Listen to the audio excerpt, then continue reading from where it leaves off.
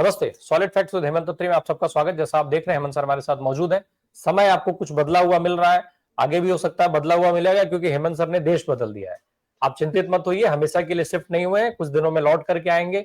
एक कार्यक्रम जिसका आप हमारे चैनल पे कई बार जिक्र देख रहे होंगे, उस कार्यक्रम का हिस्सा बनने के लिए फिलहाल जो है ये ट्रम्प साहब के देश में पहुंच गए हैं, अमेरिका में है इस समय, और हमारी बातचीत भी वहीं से हो रही है। हेमंत सर, आज बिहार में वो बहुप्रतीक्षित सूची प्रकाशित कर दी गई जिसका इंतजार बिहार को था, पूरे देश को था।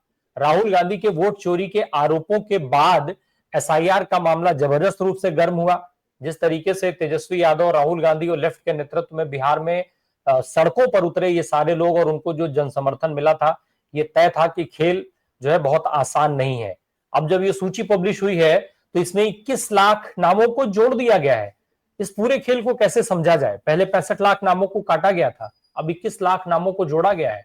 क्या अब ये सूची जो फाइनल जारी हो चुकी है, कोर्ट भी संतुष्ट हो जाएगी? 7 अक्टूबर को अगली डेट है, फाइनल डेट है। राम प्रकाश जी नमस्कार, आपको सारे दर्शक साथियों को भी। देखिए, वाशिंगटन डीसी में हूँ, थोड़ा सा दूर हूँ, लेकिन सारी चीजों पर नजर है लगातार। और आपने कहा कि अगर इस एसआईआर वाली अगर कवायद को आपको एक सेंटेंस के अंदर सम अप करना है तो वो ये है कि 100 दिन में चले 2.5 कोस और वापस वहीं पर पहुंचे।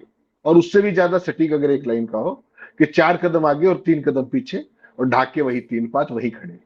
बेसिकली इस एसआईआर के पीछे जो सुप्रीम कोर्ट में भी एक चीज का जिक्र आया था, आपने सुना होगा, बेंच से क्या मिला क्या नहीं वो एक बहस का विषय हो सकता है, लेकिन एक बड़ी इंपॉर्टेंट बात बेंच से निकली थी और भावी चीफ जस्टिस के मुंह से निकली थी कि ये सारा संकट विश्वसनीयता का है, ये आपसी भरोसे का है।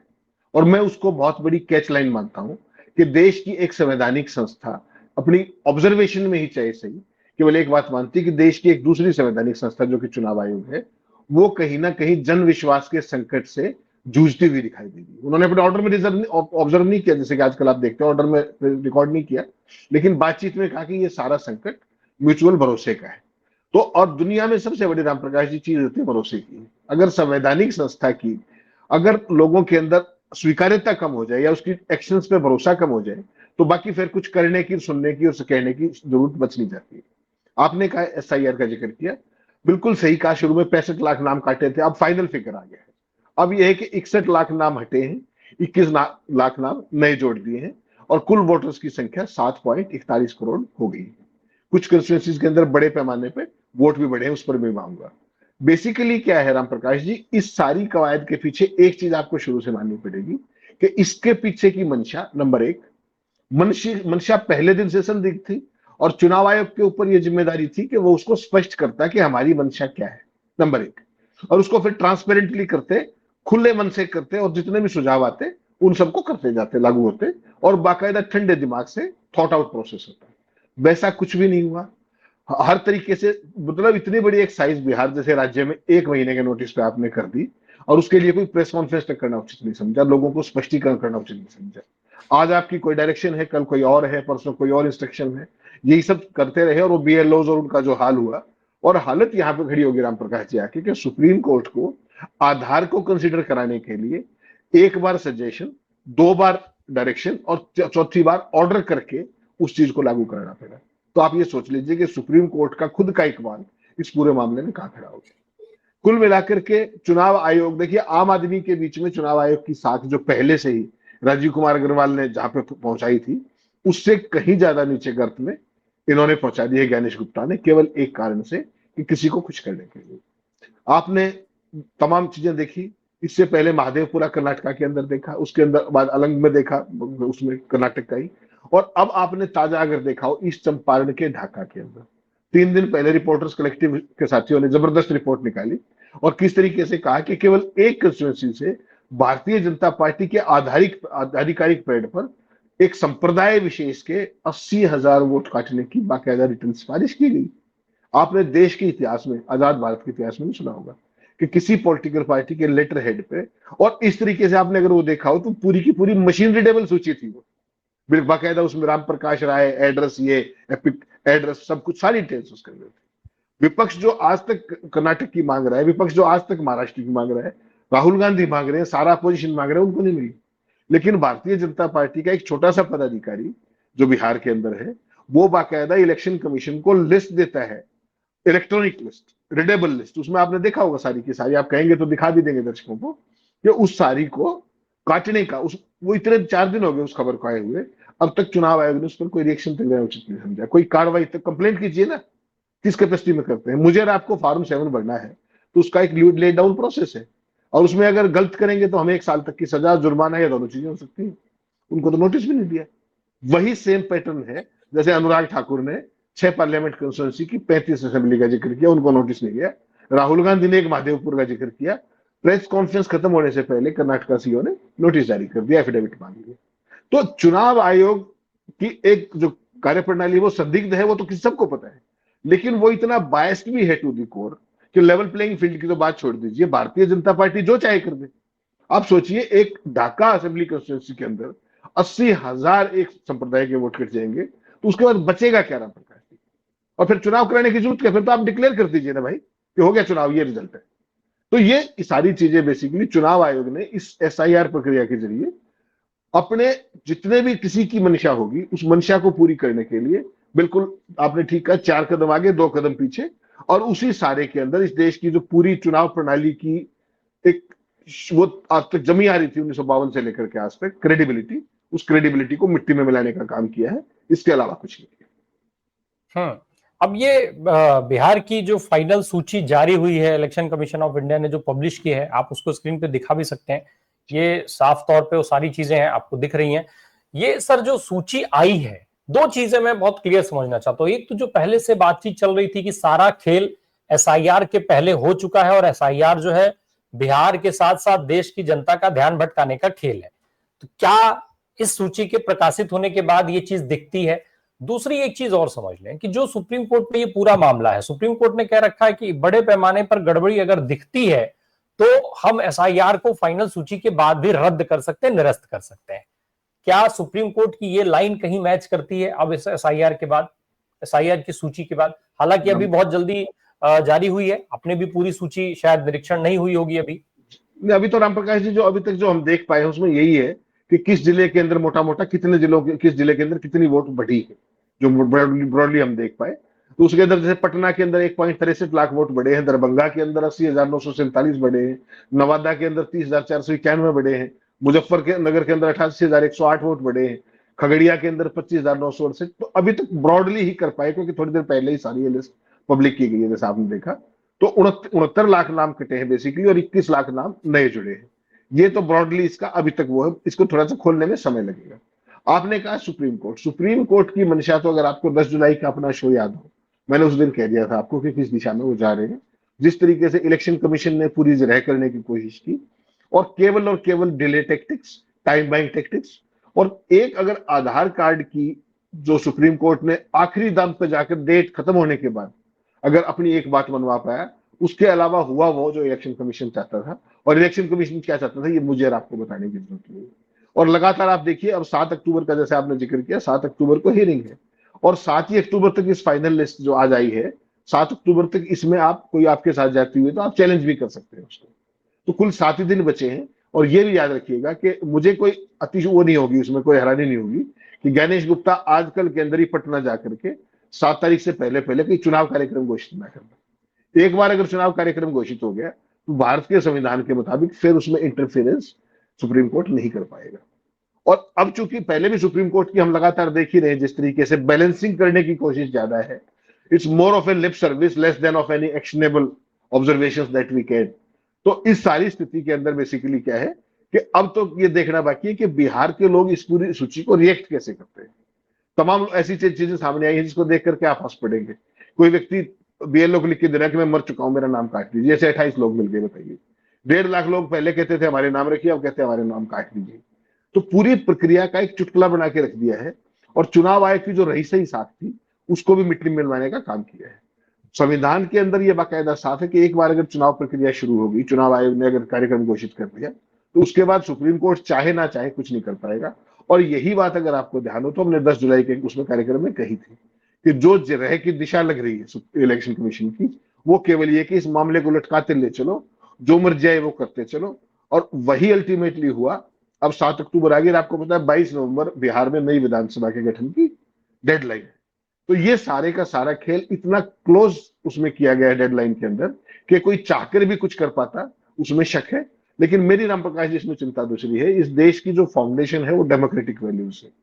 जिस तरीके से चुनाव आयोग ने समावेशी की बजाय, इंक्लूसिव की बजाय एक खास तरीके से जो एसआईआर करने की कोशिश की, बिना किसी ट्रांसपेरेंसी के, बिना किसी अकाउंटेबिलिटी के, बिना किसी भी तरीके की जवाबदेही के, वो अपने आप में बहुत सारे सवाल खड़े करता है। और चुनाव आयोग की जो साख थी, जो पहले रसातल में थी, मुझे लगता है अब वो और ज्यादा गटर में चली गई है। केवल इतना ही हुआ है। मेरा तो साफ मानना है कि अगर यही चुनाव कराने हैं तो इसका कोई मतलब नहीं है गणेश कुमार गुप्ता के आने वाले दिनों में ऐसे तमाम चीजें। अभी तो हमने एक चीज देखी ना, रिपोर्टर्स कलेक्टिव का हमने एक इशू देखा कि किस तरीके से ढाका के अंदर एक कंसेंसस में कोशिश की गई।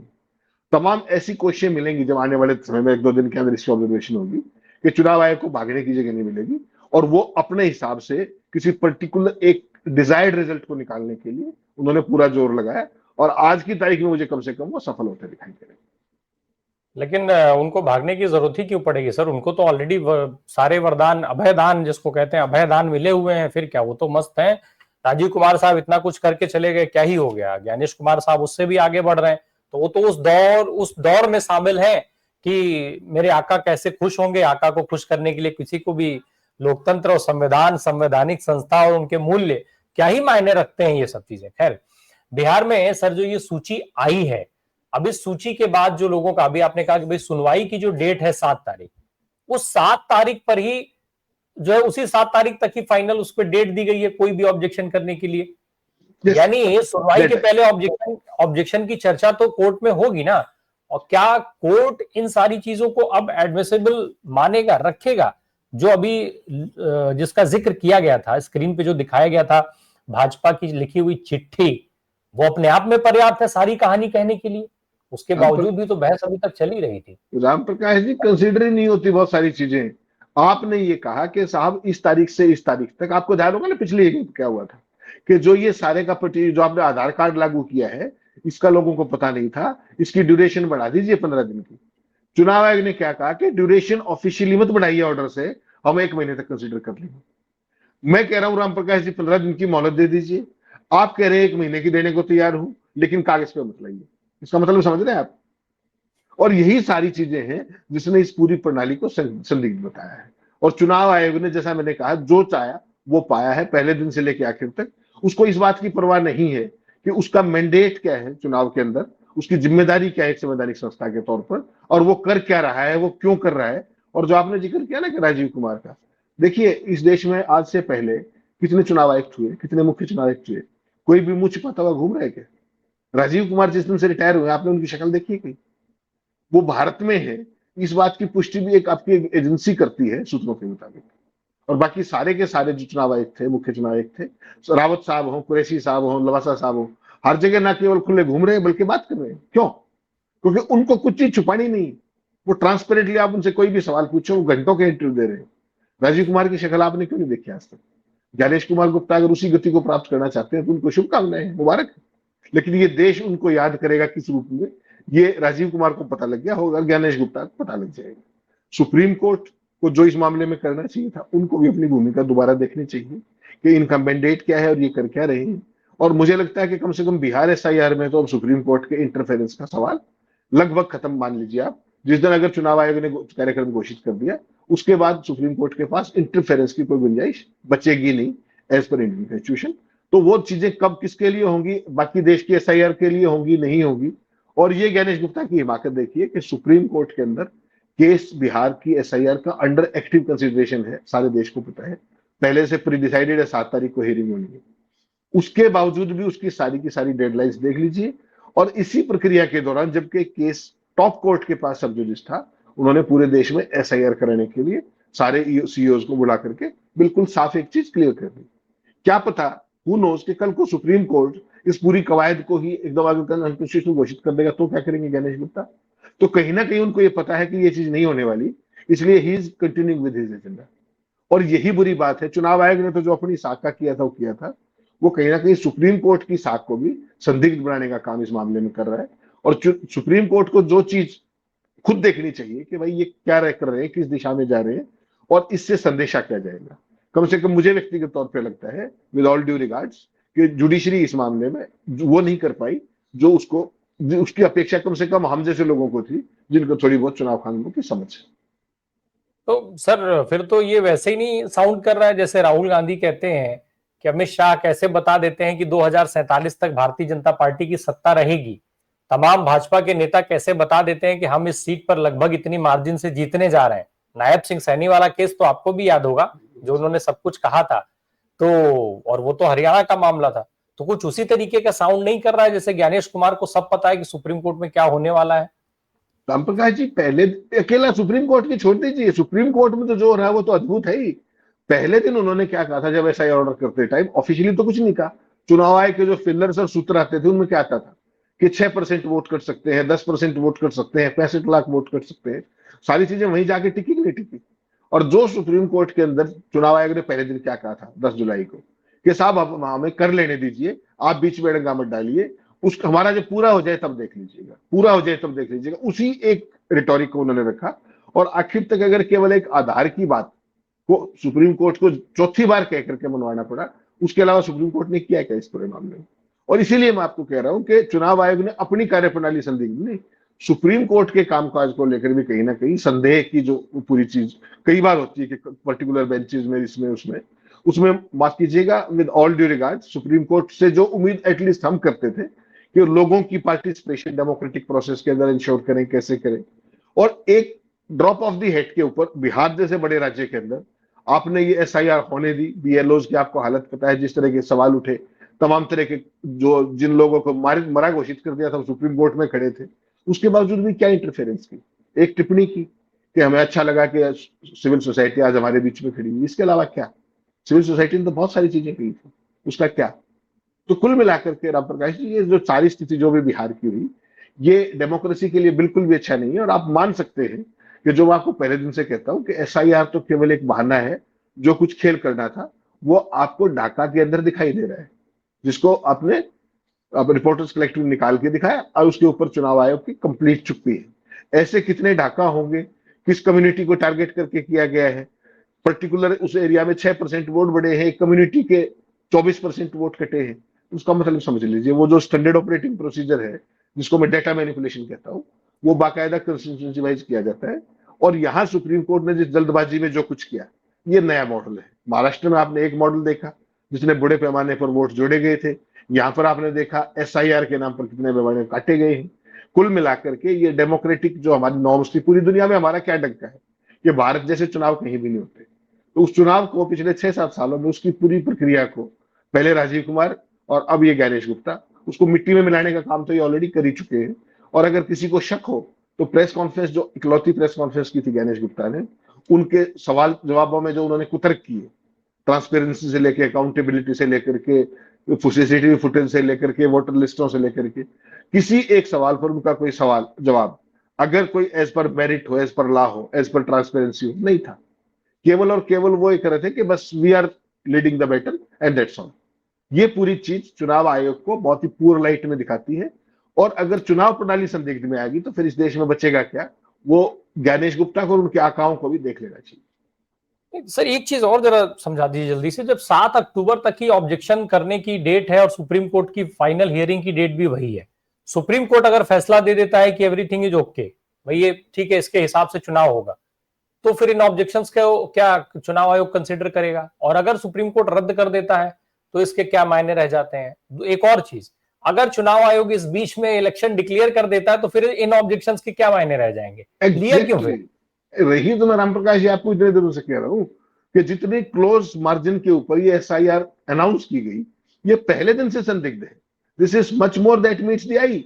बिल्कुल आपने ठीक कहा, सारी बहस को छोड़ करके एक मुद्दे पे आ जाइए कि अगर ज्ञानेश गुप्ता ने मान लीजिए 7 तारीख को सुबह 9 बजे चुनाव कार्यक्रम घोषित कर दिया, क्या कर लेगा सुप्रीम कोर्ट?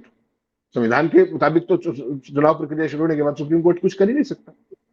वो पहली बार, हाँ मुझे लगता है कि शायद ना करे, क्योंकि उनको पूरी उम्मीद है कि सुप्रीम कोर्ट में भी क्या होने वाला है। अब तक 10 जुलाई से लेकर के जहां तक ये केस आया है, जिस रूप में आया है, तो वैसे ही चला है जैसे ज्ञानेश गुप्ता ने चाहा है। तो इसलिए हो सकता है कि उनको ये चीज तो देखिए बड़ी क्लियर है कि इसमें कोई ऐसा तो नहीं कि एसआईआर खारिज हो जाएगी। अगर उनको हल्का सा भी इल्म होता कि खारिज हो जाएगी तो पूरे देश की एसआईआर वो कभी अनाउंस नहीं करते और पूरे देश के सीईओ को लगते नहीं इसलिए मैंने आपको 10 जुलाई की बात कही थी, वो फिर याद रखिएगा कि ये सिर्फ टाइम बाइंग एक्सरसाइज थी, केवल और केवल एक जो ऐसी चीज जिसको आप डिफेंड नहीं कर पाते, you are trying to defend the indefensible, उस पर एक कानून की आड़ में आकर, क्योंकि देखिए सुप्रीम कोर्ट में भी फैसला आ गया।